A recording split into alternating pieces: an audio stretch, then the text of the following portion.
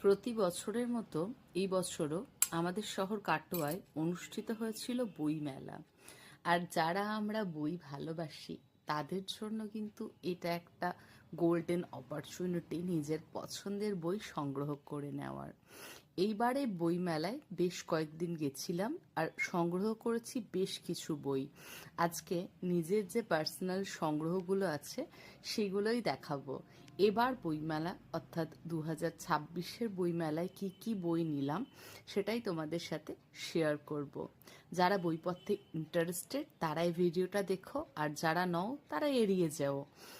এই যে এগুলো হলো আমাদের ব্যক্তিগত সংগ্রহ, অবশ্যই আমার আর সঞ্জীবের একসাথে ব্যক্তিগত সংগ্রহ। যারা যারা এই বইগুলোর মধ্যে কোনোটা পড়েছো জানিও কেমন বইগুলো।